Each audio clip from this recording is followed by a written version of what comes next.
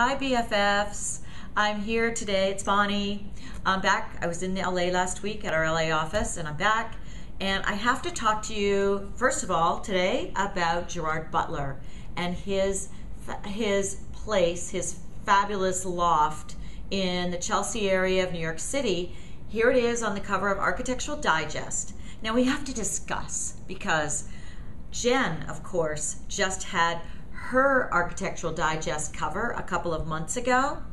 And so clearly these two are in cahoots because it's just a couple months later, the Bounty just came out. She got like the front end of the Bounty. He's got the back end of the Bounty showing his place.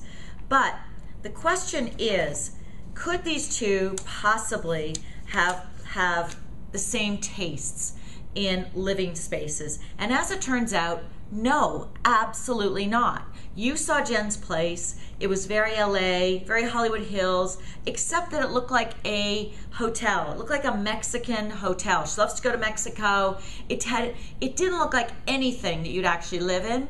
Now I have to say for Gerard, his place is pretty fancy schmancy too, but at least it looks a little more livable. There it is.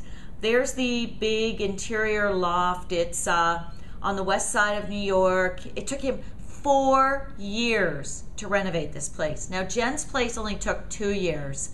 I don't know how these people managed to take that long. Maybe they can't make a decision.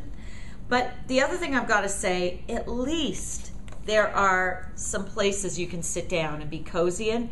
He's got big couches. He is a big guy. I've seen him in person. He's over 6 feet tall. So at least he's got a couch that and chairs that you can relax in. Jen's place, remember? There was nowhere to sit. Nothing. Here, he's got some cozy pillows. Like, you can see a guy stretching out with the clicker in this place. Not that it looks like, you know, incredibly livable, but it also has some sort of interesting elements that I like. We've got, and these are good for a guy, like he actually has these really interesting old chandeliers over his big wooden table for his dining room. And I mean, guys like big things. So he's got like big tables, big couches. He's got a big wooden kitchen. Here's his big wooden kitchen. Not that you can convince me that Gerard Butler ever cooks. But, and then he's got a big bed that would definitely fit him and Jen and anybody else that they chose to have there. So there's his big bed, lots of pillows. Again, at least it looks comfortable. It's not on a platform like Jen's was. But you want more evidence that these two are like in cahoots? It just so happens in the very same issue is Jen's publicist's place. His name is Stephen Huvane. This is his place in Palm Beach. It looks very Palm Beachy. And here's his picture. There he is. Right there, there's Stephen Huvane. There you go. So, don't you think it's weirdly coincidental that if they didn't all kind of work this together, that her publicist's place wouldn't be in the same issue? There's her publicist's living room, Palm Beach living room. Now I have to say, I do like Gerard's place and even Jen's place better than Sting's, which is also Sting and Trudy. There's their London townhouse, which looks completely like a dentist's office. It doesn't look real at all.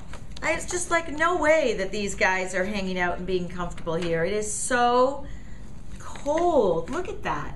I don't get it. I don't know how you can live in these places. I like the castle they've got way up in Scotland somewhere. Okay, so that's it.